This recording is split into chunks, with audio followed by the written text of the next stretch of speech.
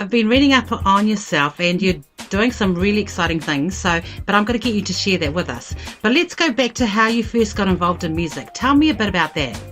It started because I watched the Doors movie that was produced by, I believe, Oliver Stone. I was with a bunch of friends and I watched this movie in downtown DC, in the nation's capital of the U.S., which is where I'm born, bred, and raised. Immediately after the movie, I said, I want to get involved in poetry and music, and everyone laughed at me. And then many, many years passed after that. It happened again. It struck me again. And someone said, I think that you should get into music. And I'm like, really? And it just sort of took over from there, afterwards. And then I went to New York City and the East Village, didn't know what perfect pitch was if it hit me. Couldn't even write nor produce a complete song, let alone half a song. Couldn't stay on key, didn't have the ears for it, but had all the passion in the world. And I went to the East Village of New York City. And I was like, and this was back then, I was like, I'm going to be the next Andy Warhol. I'm going to launch an artistic, musical movement. And, somehow, some way, I put together a band in a couple of months and found an apartment on Avenue A in the East Village of New York. Ran into a couple of people along the way. Then I decided, I want to go back to DC. And I went back to DC back in 2001, 2002. So this is from scratch. We're talking 13 years ago from scratch. No training, just all passion, all spirit, and a lot of drive. And here I am now. That's how it started. And here you are now as a singer-songwriter, producer, arranger, lyricist, poet, and social scientist. That's right. It's a long list. It's a wordy one, but it's factual. Yes, I'm all of those things. Absolutely. Mm-hmm. So tell me a bit about what you're currently working on. Since I first started my band 13 years ago, back in the beginning of 2002, when I didn't know anything about music, it took us 2 years of being in the dungeon, metaphorically speaking, and then when we came out, 2004, our first live performance was the 23rd of August 2004 in downtown Washington, D.C. So it was at a bar and club called DC 9. So that's where my former bandmates and that was my first live performance in front of the general public throughout my entire lifetime. In that time, Smokey Robinson's son-in-law, who's based in Beverly Hills, California, offered to remix our demo in March of 2008. But I knew that I wasn't there vocally, despite composing and arranging these songs and developing a fan base on MySpace and doing shows locally with my bandmates. I knew that I wasn't quite there, so I didn't go out to Beverly Hills, California. Him and I were still in contact. He's worked with Eminem. He's friends with Eminem, I believe, and he was also invited to Dr. Dre's pre-Grammy party. I forget which one. But to make a long story short, after that, then in 2010, something happened. 2009, my bandmates and we parted ways. There was all this promise. We were quite a wall of music, wall of sound, and nothing really panned out, and I still wasn't quite there as a vocalist. My drummer is a naturally gifted, phenomenal drummer. But there were certain things that weren't quite there. So, to get to the answer to the question, then for some reason in 2010, it really started in 2007, but in 2010, I already had a great network. But then it just catapulted. All of a sudden, it just got bigger and bigger and bigger. And then in the summer of 2010, That's when Standby Records out of Cleveland, Ohio made me an offer to fly to Cleveland or Los Angeles to meet with their production team. They were putting out Vanilla Ice's sixth studio album at the time, in conjunction with his reality television show. And they launched a new band called Black Veil Brides. That band went on to become the #1 metalcore band in the entire U.S. They are on the Scream 4 soundtrack, the Transformers 3 soundtrack.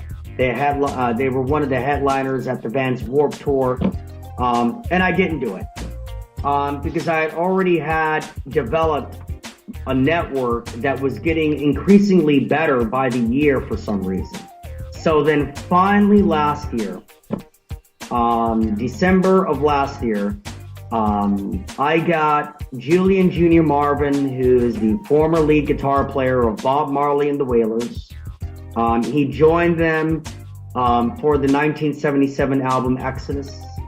And then all of a sudden, 2 weeks after that, I had Robert Mousy Thompson, James Brown's personal drummer of 15 plus years, as in the Godfather of Soul himself. And all of a sudden, I'm just like, okay, now I have a bassist who worked with Quincy Jones. Now I have Gil Scott-Heron's former bassist. My co-producer was Natalie Cole's former keyboardist, and he recently introduced me to Aretha Franklin's current keyboardist and sax player.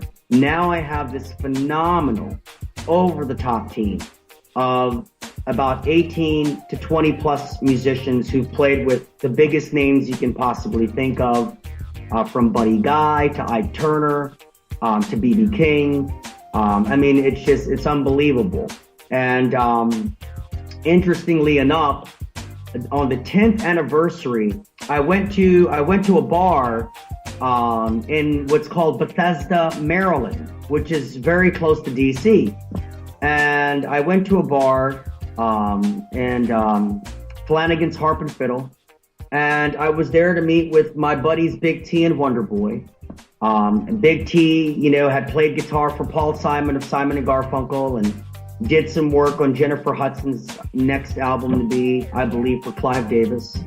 And so I get invited to the bar, and boom, finally he said it, a gentleman who was one of the, he was a member of the Hitmen for Puff Daddy, when Bad Boy Records and Entertainment was first launched in the early 90s. And this same producer, Chucky Thompson, who produced several songs on the Ready to Die album for the Notorious B.I.G. He also produced Faith Evans' first two albums. He did Mary J. Blige's It's My Life. I mean, it just goes on and on.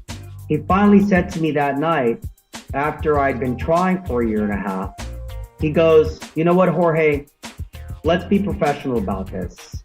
Talk to this person and let's set up a consultation one-on-one." And, it dawned upon me, and I was like, wait a minute.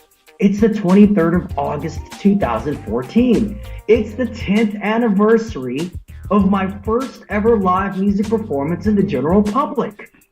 I'm like, my God, is this happening to me on the 10th anniversary?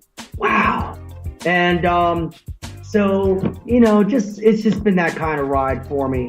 And so what I'm working on now, in the last 4.5 months to 6, I'd say in the last 4.5 to 5 months, I've assembled a global media and fundraising campaign that I've put up on GoFundMe.com, because I'm working on raising the money to complete the latter production of what will be my music album EP debut, with all this legend and history and greatness of music that I'm surrounded by. Also, I must share that her name's Rachel Dunn. Rachel won the 2005 International Film Festival Award for Best Cinematographer of the Year for Stephen King's Gotham Cafe. She's worked with Sylvester Stallone, Arnold Schwarzenegger, and she's held as a pioneer in both visual effects design and supervision by a very long list of A-list Hollywood film producers because of the type of work that she's done on Titanic, Fight Club, several of the X-Men films, and 'Twas the Night Before Christmas. So she has agreed and is willing to produce and direct a documentary based on me. She's also agreed, and I have to get this clear with her, but I don't want to get them confused, but I know she said a 3-minute sizzle reel to promo and a documentary. But that requires a certain amount of money, and she's giving me quite a deal. So I assembled this. I said to self, it's time that the world, so many people, I've run into, have seen me and know me throughout the nation's capital, and through Facebook and MySpace. But it's time that the world finds out about this amazing phenomena of a story. As a single father, on foot, no car, living in one of the most expensive areas in the entire planet, hardly ever any extra time or cash to spare. And somehow I assembled a global diamond-studded network of the very top and very inside personnel of the biggest and most historic companies in the planet. And somehow I self-amassed this, literally speaking, and I don't mean to, I'm not exaggerating, because it sounds so over the top, but I just can't believe how many pioneers and visionaries and stars and legends I've amassed around me, without an agent, without a publicist. I have a great publicist now, but that's very recent. But before I met her, and she is spectacular, it was just me on foot, and no agent, no lawyer, nothing. Just one anonymous guy that no one in the world knows about. And somehow, some way, it's like the universe and I just sort of converged, and I just all these amazing historic people are around me. And I just think it's time that the world find out. It's the type of stuff that a Hollywood film is made of. Now, as you've said, you've amassed all these pioneers to come and support your work because they actually believe in you. How does that feel to have all these legends believing in your work and believing what you're doing? That's an incredible question. I have a very dear friend of mine, and she's a true blue friend, and she's been there for me. She's just been for me there and I do mean friend. And I said to her, Amy, I said, sometimes it's so surreal.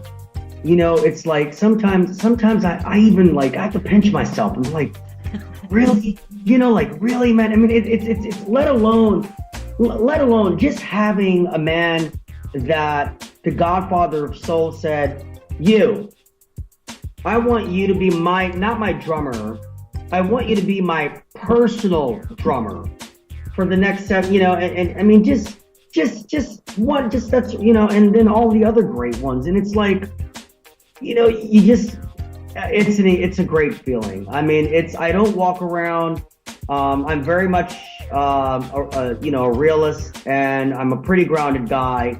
And even though I'm surrounded by such a bedazzling story and life and all of these people right now, the reality is, until I'm a household name throughout the world and I'm able to make a living through all of this for my daughter and I, it's not really hitting me that deep and hard yet.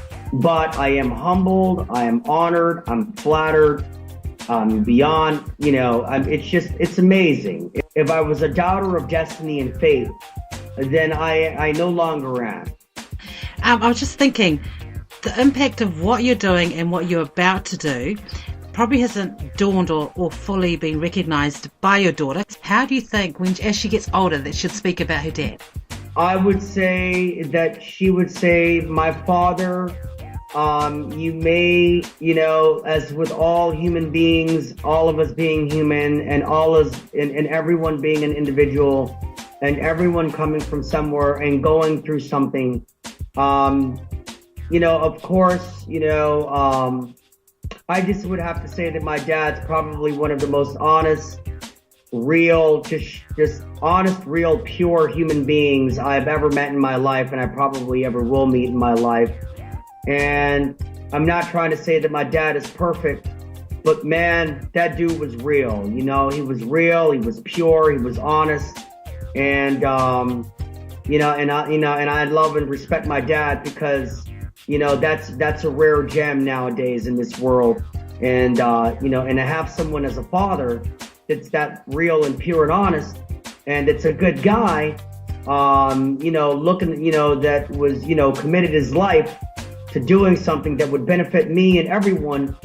And so I think she would say my dad was a straight up, real, pure dude. He was an honest guy and a good guy. And, I love my father for that. So I think that's what Victoria would say about me. She's 7. She'll be 8 in December. And, that's my pride and joy. That's my buddy right there. That's my partner. It's my little girl and I. So, just want to put that out there for, in honor of my daughter, Victoria Estrada, who I love so much and who means the world to me. So, That's beautiful. Hey, all the best with everything that's coming up. I know you and I are going to catch up again at a later date. Thank you for coming on Muzicheadz.com, and I will catch up with you soon. I look forward to us doing this real soon, and hopefully doing this for a long, long time to come. I hope this is the first of many things, of many interviews that you and I will do. You're a great listener, and your questions are brilliant, to be quite frank with you. So it was just this is an incredible experience for me.